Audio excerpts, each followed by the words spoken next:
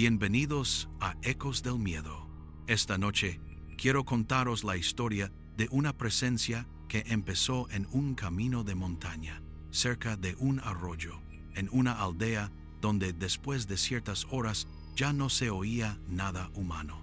Lo que parecía una simple tarea del campo terminó convirtiéndose en el recuerdo más inquietante de toda una vida.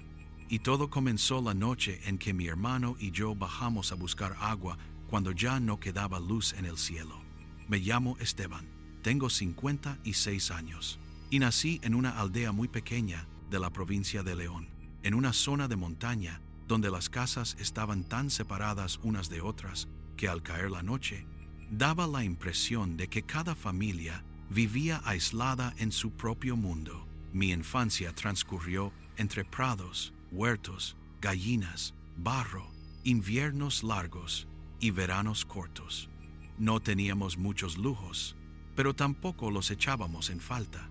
Cuando uno se cría en el campo, aprende pronto que la vida depende de rutinas sencillas: la leña, el ganado, el pan, el agua y la luz antes de que desaparezca el sol. Mis padres eran personas duras, sobre todo mi padre, y no era un mal hombre, pero había sido criado a golpes y silencios, y todo lo entendía desde ese mismo lenguaje. Si algo había que hacerse, se hacía. Si una orden llegaba tarde, venía acompañada de una mirada que a nosotros, de niños, nos dejaba temblando. Mi hermano Tomás me llevaba 2 años. Él era más fuerte, más decidido y también mucho más capaz de esconder el miedo. Yo no. Yo siempre he sido de los que sienten primero el nudo en el pecho y solo después intentan parecer valientes. Dice, nuestra aldea no aparecía en los mapas grandes. Era uno de esos lugares que, vistos desde fuera, parecen detenidos en el tiempo. En invierno, el humo de las chimeneas se quedaba tan bajo que muchas mañanas daba la impresión de que el pueblo entero estaba respirando dentro de una nube. En verano, el polvo de los caminos se nos pegaba a los tobillos y las noches olían a heno, a estiércol y agua fría bajando desde la sierra. Quien no ha crecido en un sitio así suele pensar que el miedo en el campo nace del aislamiento, pero no es exactamente eso. El miedo nace de conocer demasiado bien cada piedra, cada recodo, cada ruido habitual, y notar de pronto que algo no encaja, que una sombra ocupa un lugar donde nunca la viste, que un animal reacciona antes que tú, que el monte, sin moverse, parece mirarte. En aquella época no teníamos agua corriente en casa. Había un manantial y un arroyo más abajo, entre robles y tierra húmeda, a unos 20 o 30 minutos andando si uno bajaba rápido por el sendero. Subíamos cántaros y garrafas en un burro viejo que conocía el camino mejor que nosotros. Era una tarea pesada, pero normal. Se hacía casi cada 2 días. Lo que no era normal era ir de noche. Durante el día, aquel trayecto no tenía nada de extraño. Bajábamos, llenábamos los recipientes, descansábamos un poco a la sombra y volvíamos. Incluso a veces nos entreteníamos tirando piedras al agua o persiguiendo lagartijas entre las rocas. Pero de noche el mismo sendero se volvía otra cosa. Las ramas parecían más bajas, el aire más frío, las curvas más cerradas. No es que el camino cambiara. Éramos nosotros quienes cambiábamos al recorrerlo sin luz. Y cuando uno es niño, esa diferencia pesa mucho más de lo que luego se reconoce. Aún lo recuerdo con mucha claridad. Mi madre nos llevaba toda la tarde diciendo que fuéramos a por agua, pero mi padre estaba fuera atendiendo unas tierras más alejadas, y como él no estaba en casa, Tomás y yo nos hicimos los sordos. Pasamos las horas jugando detrás del pajar, lanzándonos piedras al río seco, persiguiendo al perro, aplazando la tarea una y otra vez. Mi madre nos lo repitió tantas veces que al final dejó de insistir. Sabía que cuando regresara mi padre Él decidiría. Y decidió mal. Llegó cuando el cielo ya se estaba apagando. Breck, recuerdo el color violeta sobre las montañas, el aire enfriándose de golpe y el sonido de la puerta al abrirse con violencia. Mi padre preguntó por el agua. No tuvimos ni tiempo de mentir bien. En menos de un minuto estábamos preparando el burro, colocando las garrafas vacías y encendiendo un farol de aceite. Intentamos decir que podíamos ir al amanecer, que era mejor esperar, que el camino de noche era peligroso. No sirvió de nada. Mi padre nos miró con esa dureza seca que usaba para cerrar cualquier discusión. Ahora dijo: y volved deprisa. A mí se me aceleró el corazón al instante. Bajé hasta la cocina y me acerqué a mi madre mientras removía una olla sobre el fuego. Le pregunté casi en un susurro si no podía convencerse a mi padre de esperar a la mañana siguiente. Ella ni siquiera dejó de mover la cuchara. Solo dijo que no había nada que hacer. Lo dijo con cansancio, no con frialdad, como si ya conociera el desenlace antes de que yo abriera la boca. Recuerdo todavía el sonido de la cuchara golpeando despacio el borde de la olla. Ese sonido se me quedó grabado de una manera absurda, como si el miedo necesitara aferrarse a detalles pequeños para no volverse insoportable. Mi madre no me miró cuando respondió, y eso me dio más miedo que las palabras de mi padre, porque comprendí que ya no quedaba ningún refugio, que no iba a salvarme nadie de aquel trayecto, y que la noche, de un modo que entonces no sabía explicar, ya nos estaba esperando ahí fuera. Tomás me llamó desde fuera. El burro estaba listo. Yo cogí el farol y salimos. Nuestra casa quedaba en lo alto de una ladera. El sendero descendía entre maleza, piedras sueltas y árboles retorcidos por el viento. Con el último resto de luz, aún podíamos distinguir las formas del terreno, pero la oscuridad avanzaba deprisa entre los troncos. Y yo llevaba el farol temblándome entre las manos, y Tomás sujetaba la cuerda del burro. Los dos íbamos en silencio, pegados casi hombro con hombro. Los ruidos del monte empezaban a cambiar. Ya no eran sonidos de día, eran crujidos breves, alas que se agitaban en lo alto, ramas que parecían moverse sin aire, hojas secas pisadas por algo que no veías. A cada paso me daba la sensación de que el sendero tardaba más en llegar al arroyo de lo que debería. Esto puede parecer una tontería, pero cuando eres niño y tienes miedo, el espacio no se comporta igual. Las distancias se estiran. Los árboles parecen más juntos. Los silencios entre un ruido y otro duran demasiado.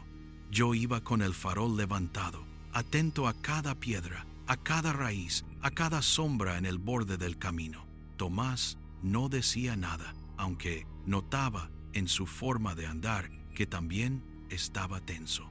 Tiraba del burro un poco más de la cuenta, como si quisiera llegar rápido y terminar con aquello antes de que la noche se cerrara del todo. En el pueblo, como en todos los pueblos, circulaban historias que se contaban medio en serio y medio en broma, pero que por la noche regresaban con fuerza. Se hablaba del hombre del monte, de una mujer vestida de negro que caminaba por las orillas del río cuando iba a morir alguien en la comarca, de un jinete que aparecía en los pasos estrechos y no dejaba huellas, de animales que no eran animales, y de voces que llamaban usando el nombre exacto de quien las oía. De día uno se reía, de noche era distinto. Mi abuelo materno decía siempre que el monte no asusta por lo que tiene, sino por lo que recuerda. Yo no entendía aquella frase cuando era pequeño. Pensaba que hablaba de lobos, de barrancos, de nieblas traicioneras. Mucho más tarde, comprendí que se refería a otra cosa, a la sensación de que ciertos lugares acumulan presencias como otros acumulan musgo en las piedras. Historias que no se ven, pero permanecen. Voces que quizá solo son cuentos, hasta que de pronto una noche encuentras algo que parece encajar demasiado bien con ellas. Cuando empezamos a escuchar el agua del arroyo, sentí algo de alivio. Todavía no nos habíamos cruzado con nadie, ni habíamos visto nada raro. Solo quería llenar los recipientes y volver cuanto antes. Bajamos por la orilla y nos metimos hasta media pierna en la corriente. El agua estaba helada. Tomás se agachó para llenar una de las garrafas mientras yo alzaba el farol para darle luz. Fue entonces cuando vi la silueta. Al otro lado del arroyo, un poco más arriba, donde la orilla se ensanchaba y el terreno formaba una curva entre árboles, había algo inmóvil. Al principio pensé que era un caballo. Después me pareció que no estaba solo. Había una segunda forma encima, como si alguien lo montara. No dije nada. Me limité a mirar unos segundos y luego desvié el farol hacia mi hermano, fingiendo que no había visto nada. Intenté convencerme de que era una encina baja, un tronco extraño, una ilusión creada por la mezcla de luna y sombra. Pero aquella forma empezó a moverse, muy despacio. Noté el frío en la nuca antes incluso de entender lo que estaba ocurriendo. Volví a mirar y ya no tuve duda. Era un caballo. Sí, negro o muy oscuro, y encima iba montado alguien. La figura avanzaba sin prisa por la otra orilla, como si nos estuviera observando desde el primer momento. Tomás también lo vio. Levantó la cabeza y sin dejar de sujetar la garrafa, me dijo en voz bajísima: ¿Lo ves? Yo asentí. Ninguno de los dos habló más. La figura siguió acercándose hasta quedar a pocos metros, todavía separada por el agua. El caballo era enorme, demasiado alto comparado con cualquier animal de labor que hubiéramos visto por allí. Tenía el cuello largo, la cabeza baja y una quietud extraña, casi humana, como si no estuviera respirando del mismo modo que los demás caballos. El jinete iba completamente vestido de oscuro. No le veíamos la cara. No porque hubiera sombra suficiente para taparla, sino porque daba la impresión de que el rostro sencillamente no se dejaba fijar. Mirabas y no terminabas de concretar nada. El burro empezó a ponerse nervioso, tiró de la cuerda, rebuznó, se movió hacia atrás y Tomás tuvo que sujetarlo con fuerza. Entonces el hombre habló. Buenas noches. No era una voz alta, ni áspera, ni amenazante, y quizá por eso resultó peor. Era una voz grave, tranquila, sin emoción, como si no perteneciera a alguien que se hubiera encontrado con dos niños en mitad de la noche, sino a alguien que ya supiera que íbamos a estar allí. Tomás le respondió por pura educación o por puro miedo: Buenas noches. Yo no pude decir nada. La figura se quedó quieta. El caballo tampoco se movía. Solo nos miraban. O al menos esa era la sensación. No hacían nada. Y sin embargo, todo en mi cuerpo me decía que debíamos salir de allí cuanto antes. Tomás terminó de llenar la última garrafa. Me hizo un gesto con la cabeza. Yo salí del agua, sin apartar del todo la vista de ellos. Empezamos a caminar de vuelta. Al principio pensé que el jinete se quedaría junto al arroyo, pero no. Comenzó a seguirnos. No por el mismo sendero que nosotros. Lo hacía desde el agua, paralelo a nuestro recorrido, manteniéndose casi siempre a la misma altura. Escuchábamos el chapoteo muy leve y, por encima, la respiración del caballo. Nunca he vuelto a oír una respiración así. Era lenta, profunda, demasiado consciente, como si el animal supiera exactamente lo que estaba haciendo. No miraba mucho hacia atrás, porque me daba miedo encontrarlo más cerca de lo que debía, pero hubo un momento en que no pude evitarlo. Giré apenas la cabeza y vi algo que jamás he olvidado. El caballo parecía sonreír. Sé lo absurdo que suena. Sé que no tiene sentido. Un caballo no sonríe de esa manera, pero aquello no era una expresión normal. Tenía la boca algo abierta, enseñando demasiado la dentadura, y la línea del hocico formaba una mueca tensa, torcida, como de burla. Sentí tanta angustia que me empezaron a llorar los ojos. Tomás me agarró la mano. Me dijo muy bajito que no mirara más. El burro se alteró de pronto, casi tirando una de las garrafas. Un golpe seco, el agua derramándose, el farol bamboleándose y las sombras deshaciéndose sobre el camino. Todo ocurrió a la vez. Tomás tuvo que subirse en medio de un salto al animal para calmarlo. Yo sujeté la cuerda como pude. Durante unos segundos solo pensé en que el farol no se apagara. Si nos quedábamos sin luz, sentía que aquello se nos echaría encima. Y de la misma manera en que había aparecido, desapareció. Miré atrás. No había nadie, ni jinete, ni caballo, ni ruido de agua, ni movimiento entre los árboles. El sendero estaba vacío. El arroyo seguía allí. La luna seguía igual. El monte había recuperado sus sonidos.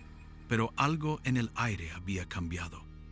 Algo que no se arreglaba con mirar y no ver. Lo más extraño fue precisamente eso. No sentí alivio cuando dejó de estar. Sentí otra cosa, una especie de hueco sucio, como si el miedo no se hubiera marchado con aquella figura, sino que se hubiera quedado metido entre los árboles, observándonos desde varios lugares a la vez. Seguimos subiendo casi a trompicones. El burro avanzaba inquieto, con tirones bruscos. Tomás ya no intentaba fingir valentía. Notaba en su mano el mismo sudor frío que yo tenía en la mía. Ninguno quería decir en voz alta lo que ambos pensábamos, que aquello no había sido un hombre normal perdido en el monte, y que, si hubiera querido, habría podido ponerse a nuestro lado sin ningún esfuerzo. Llegamos a casa mucho más tarde de lo normal. Mi padre estaba fuera, esperando. Empezó a reñirnos, incluso antes de ayudar con las garrafas. Pero cuando vio nuestras caras, se calló. Tomás fue quien habló. Dijo que había un hombre en el arroyo, montado a caballo, siguiéndonos. Mi padre frunció el ceño, como si intentara decidir si estábamos mintiendo o si realmente habíamos visto a alguien en sus tierras. Nos hizo repetirlo, una y otra vez. Yo añadí que iba vestido de negro, que no se le veía bien la cara, que el caballo era enorme. Mi padre cogió otro farol y salió de inmediato con su escopeta. Mi madre cerró la puerta y nos hizo sentarnos junto al fuego. No quería asustarnos más, pero estaba asustada. Se le notaba en las manos que no dejaban de moverse, recogiendo y colocando cosas que ya estaban en su sitio. Nos hizo rezar esa noche. Rezamos con ella hasta que mi padre volvió. No había encontrado a nadie, ni huellas, ni caballo, ni rastro de paso reciente. Mi padre no era hombre de admitir fácilmente que algo podía escapársele. Por eso recuerdo la forma en que dejó la escopeta junto a la puerta y se quedó unos segundos en silencio, como si intentara ordenar lo que no cuadraba. Refunfuñó. Dijo que aquello no podía ser, que un caballo así habría dejado señales, que alguien tendría que haber visto algo si hubiera subido o bajado por aquel camino. Pero en el fondo se notaba que la ausencia de huellas le inquietaba más que nuestro relato, porque si no había huellas, entonces o mentíamos los dos exactamente igual, o habíamos visto algo que no entraba en sus reglas. A la mañana siguiente volvió a bajar. Lo hizo también al otro día. Nada. Mi padre se enfadó más con el misterio que con nosotros. repetía que nadie se metía en sus tierras sin ser visto, que un caballo de aquel tamaño habría dejado señal que algo no cuadraba. Mi madre, en cambio, reaccionó de otra forma. Nos enseñó una oración antigua que le había enseñado su abuela, una de esas plegarias de campo que no se encuentran en los libros, pero pasan de boca en boca. Nos dijo que si alguna vez volvíamos a sentir esa pesadez rara, ese miedo que viene de fuera y se mete por dentro, rezáramos sin mirar atrás. Nunca he olvidado la manera en que lo dijo. No como una mujer supersticiosa contando cuentos a sus hijos, sino como alguien que transmite una herramienta porque sabe que puede hacer falta. No explicó demasiado. No dijo que aquello fuera el diablo, ni un alma en pena, ni una aparición. Solo insistió en una cosa: no responder y no mirar atrás si alguna vez volvíamos a sentir esa misma clase de presión en el pecho. Aquella instrucción tan simple me acompañó toda la vida con más fuerza que muchas lecciones lógicas que aprendí después. Durante meses, Tomás y yo evitamos bajar solos de noche. Si mi padre nos mandaba, íbamos, pero con una tensión que antes no existía. Yo empecé a notar cosas, no grandes, no evidentes, detalles. La sensación de que algo se quedaba quieto entre los árboles cuando yo salía al corral al anochecer. Un sonido lejano parecido al hierro de unas espuelas sobre piedra, aunque no hubiera caballos cerca. El burro, negándose a veces a tomar ciertos tramos del camino sin razón aparente, nada que pudiera demostrar. Todo lo bastante difuso como para parecer imaginación. No era una obsesión constante. Yo seguía siendo un niño, seguía jugando, corriendo, peleándome con mi hermano, yendo y viniendo entre tareas. Pero se había instalado algo nuevo en mi relación con la noche. Hasta entonces, la oscuridad del pueblo me parecía simplemente incómoda o pesada. A partir de aquella experiencia, empezó a tener intención. No siempre, claro. No todas las noches. Pero algunas veces, al cruzar cierto tramo del camino o al oír el agua del arroyo desde la ladera, me entraba esa misma presión en los hombros, como si un recuerdo ajeno me rozara antes de tomar forma. Los años pasaron, crecimos, nos fuimos de la aldea. Yo trabajé luego en varias cosas: albañilería, transporte, mantenimiento. Formé una familia, tuve hijos. La vida siguió. Primero en Vende, yo primero por gas. Durante mucho tiempo convencí a mi cabeza de que aquello había sido un episodio deformado por el miedo de la infancia.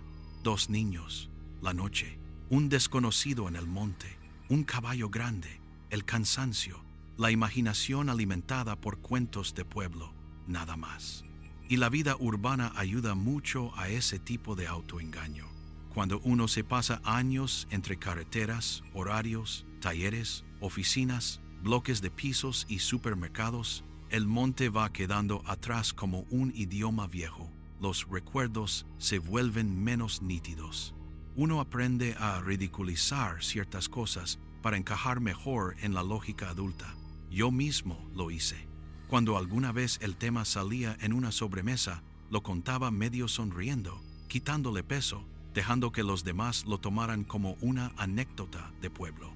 Decía que seguramente sería algún jinete, alguien de otra aldea, y que el miedo hizo el resto. Lo decía con naturalidad. Pero nunca me lo creía del todo, hasta que volví a sentirlo. Debía de tener 15 años la siguiente vez. Pasaba unos días en casa de mis abuelos maternos, en un pueblo de Zamora, bastante más al sur. Era un lugar distinto, pero el paisaje tenía el mismo lenguaje: senderos, piedra, arroyos, zarzas, terreno abierto y sombras que crecían deprisa cuando el sol caía. Mi abuelo criaba unas pocas vacas y yo estaba encantado de ayudarle. Me gustaba acompañarlo, sentir que confiaba en mí aprender a distinguir cada animal con solo verlo moverse a distancia. Una mañana, una culebra le mordió cerca del tobillo mientras ordeñaba. Por suerte no fue grave, pero mi abuela no lo dejó moverse mucho el resto del día.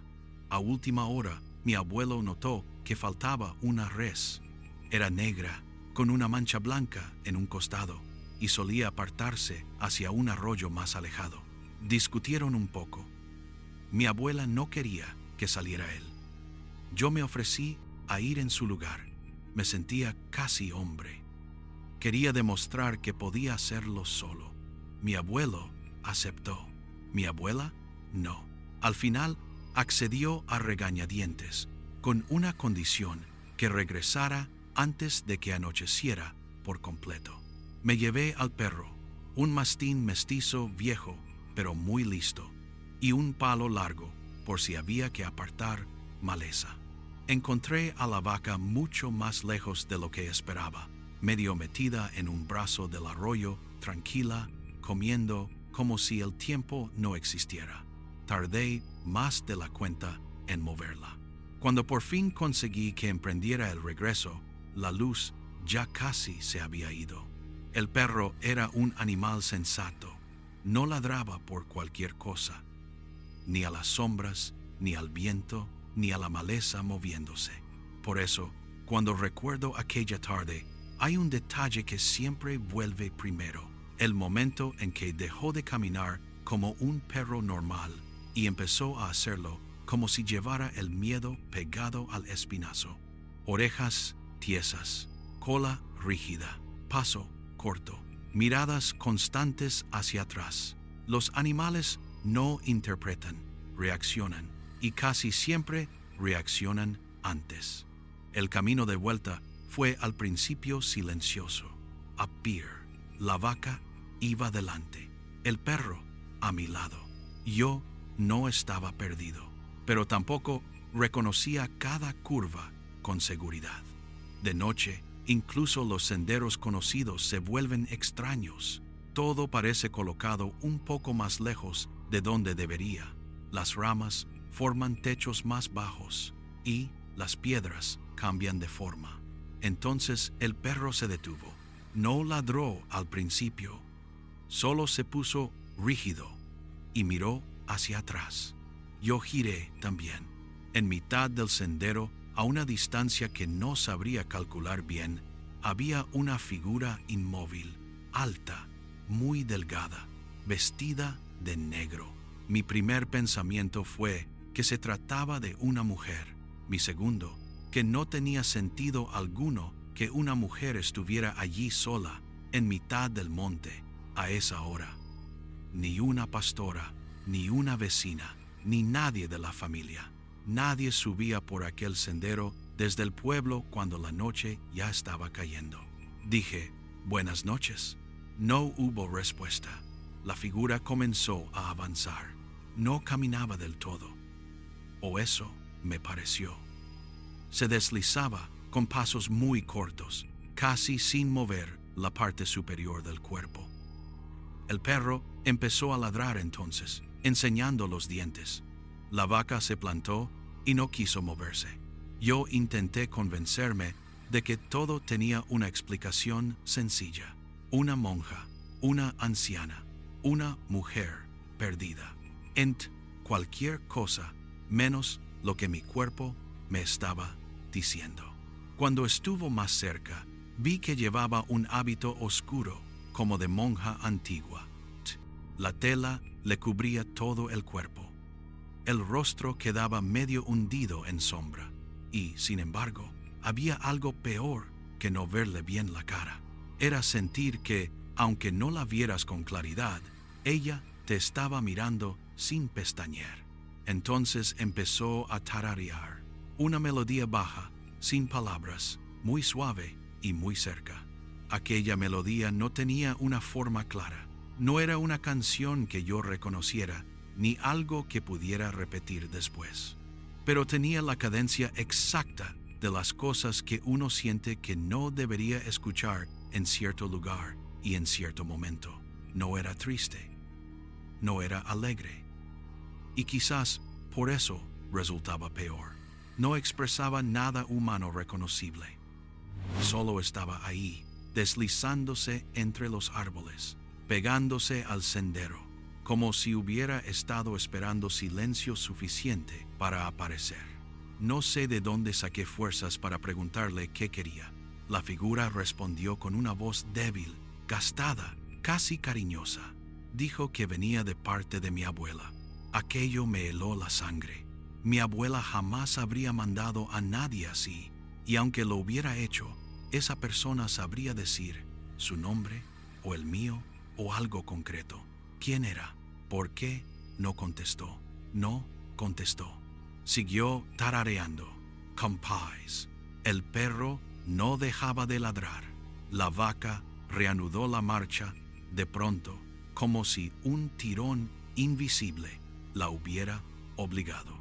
Yo la seguí porque era lo único que podía hacer. Durante buena parte del regreso, tuve a esa mujer detrás. No la veía a cada segundo, pero la sentía. Y escuchaba la melodía arrastrada por el viento, unas veces más cerca y otras más lejos.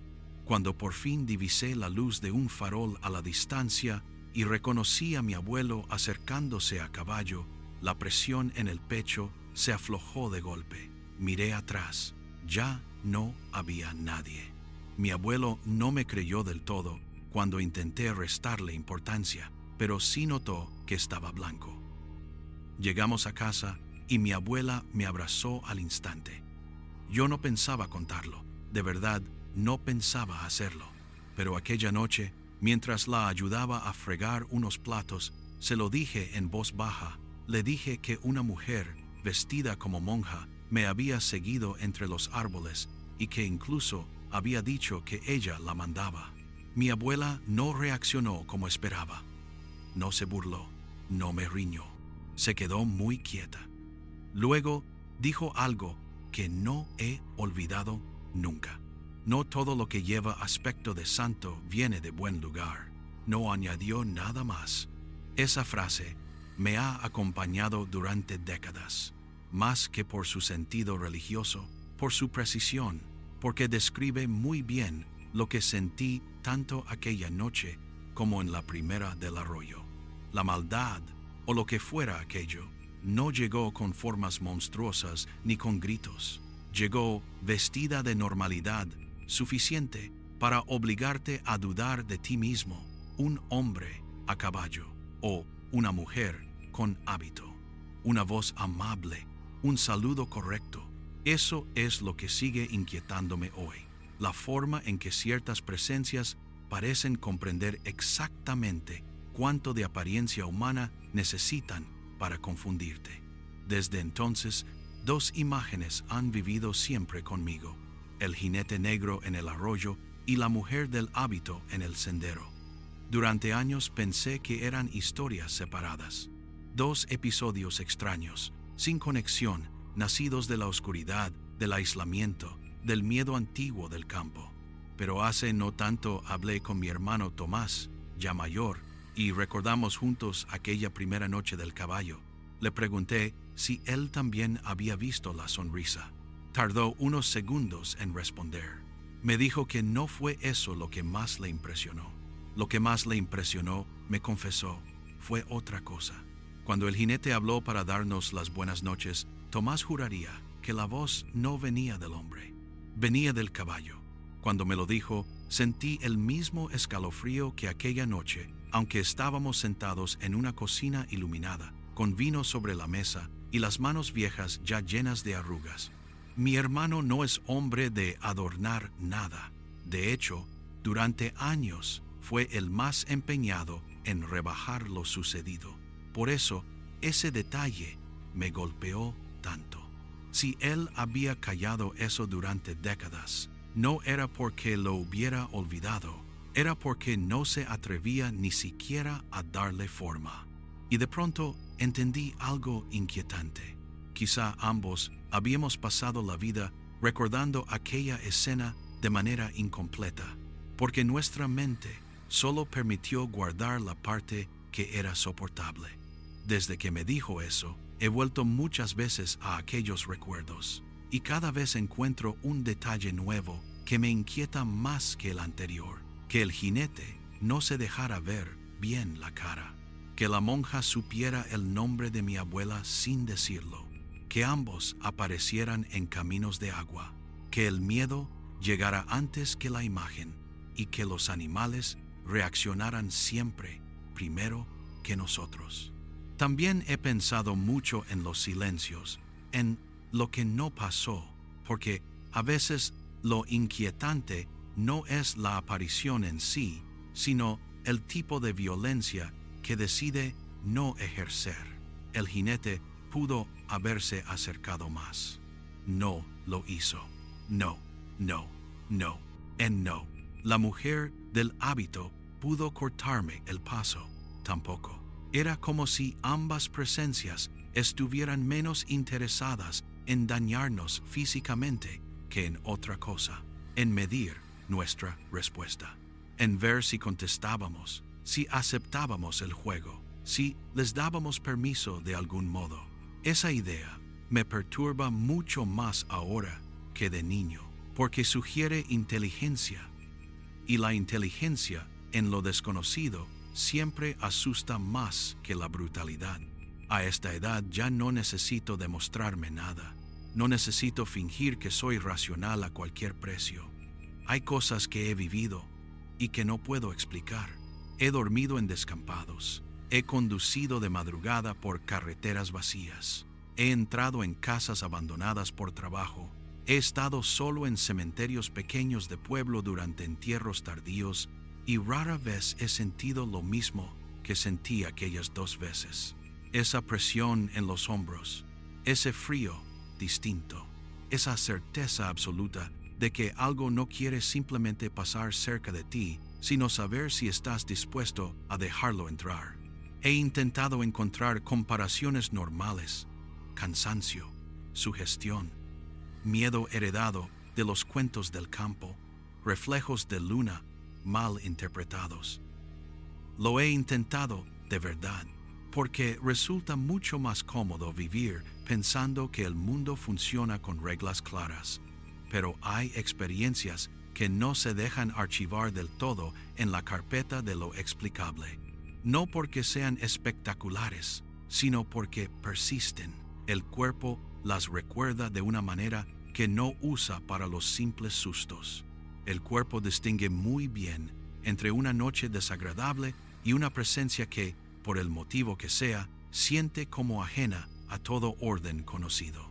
Muchos años después, una última cosa me ocurrió. Fue en invierno, y ya no vivía en el pueblo, pero había vuelto unos días para vender unas tierras familiares. Había salido tarde de casa de un primo, y tomé el camino viejo por pura costumbre. Ay tú, no iba a pie esta vez, sino en coche. En coche. Era de noche cerrada, en uno de los tramos más estrechos, donde el sendero viejo cruza todavía cerca del arroyo. Los faros iluminaron algo al borde de la cuneta. No era un cuerpo entero. No era una aparición teatral. Fue algo mínimo. Una cabeza de caballo, negra, asomando apenas entre 2 robles. El resto del cuerpo quedaba oculto. Pisé el freno por reflejo y, en ese mismo instante, escuché por detrás una melodía baja, muy suave. Y es la misma clase de tarareo que había oído de adolescente en casa de mis abuelos. No miré por el retrovisor. No sé si fue cobardía o sensatez. Solo aceleré y seguí adelante con las manos temblándome en el volante. No paré hasta llegar al pueblo. Ni siquiera al llegar tuve valor para salir del coche enseguida. Me quedé unos segundos con el motor aún encendido, las manos clavadas al volante y el corazón golpeándome dentro del pecho como si quisiera escapar antes que yo. La calle del pueblo estaba vacía. Una bombilla amarillenta colgaba sobre una puerta cercana. Un perro ladró a lo lejos. En todo era normal. Y sin embargo, tardé un rato largo en convencerme de que podía abrir la puerta del coche sin que algo estuviera esperándome justo detrás. Eso es lo peor de ciertas experiencias. No terminan cuando desaparece la visión, terminan mucho después, cuando el cuerpo deja por fin de vivir como si todavía siguiera allí. Y desde entonces tengo una regla. Si alguna vez vuelvo a caminar por el monte cuando ya no queda luz y escucho una voz amable que me saluda desde el agua o una canción suave entre los árboles, seguiré andando sin responder, porque algunas presencias no buscan hablar contigo, buscan comprobar si eres tan ingenuo como para contestar. A veces me preguntan por qué no intenté investigar más, por qué no hablé con más gente, por qué no volví a bajar exactamente al mismo lugar a la misma hora, como hacen quienes quieren desarmar un miedo mirándolo de frente. La respuesta es sencilla. No siempre hace falta comprender una cosa para saber que conviene mantenerse lejos. El campo me enseñó mucho antes que la escuela, que hay terrenos donde la prudencia vale más que la explicación. Si una puerta parece no pertenecer a la casa, no hace falta abrirla para estar seguro. Con los años, he oído relatos parecidos en bocas muy distintas. Un pastor de Palencia que juraba haber visto una mula sin ojos junto a una fuente. Una mujer de Lugo que oyó llamar a su hijo muerto desde detrás del molino. Un camionero que, atravesando un puerto en Asturias, se encontró una figura a pie que no avanzaba aunque el vehículo se acercara. Nunca he querido mezclar todas esas historias como si fueran piezas de un mismo rompecabezas. Tal vez no tengan nada que ver. Tal vez cada comarca inventa sus monstruos a su manera. Pero hay una música común en todos esos relatos. La sensación de que algo se presenta con una forma suficiente para ser reconocido y al mismo tiempo demasiado torcida para pertenecer del todo a este lado. Gracias por quedaros esta noche en Ecos del Miedo. Si habéis escuchado esta historia hasta el final, dejad que repose un poco dentro de vosotros, como reposan los sonidos del campo cuando la noche se cierra del todo. Hay relatos que asustan por lo que enseñan, y otros que lo hacen por lo que apenas dejan entrever.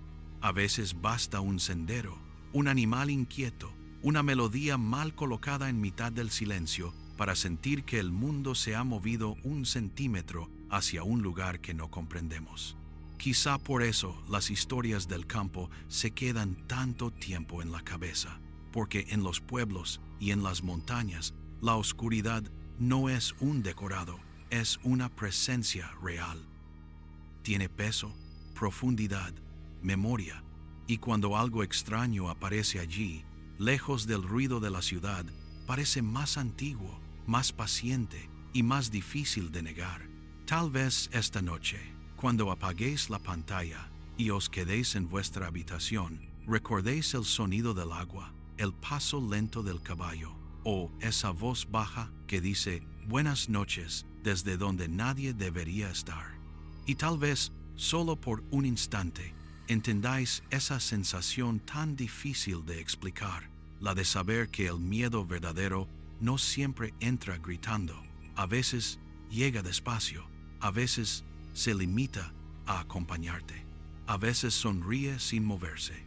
Quizá lo más inquietante de todo no sea imaginar una figura negra entre los árboles, ni un jinete junto al agua, ni una mujer tarareando en un sendero vacío.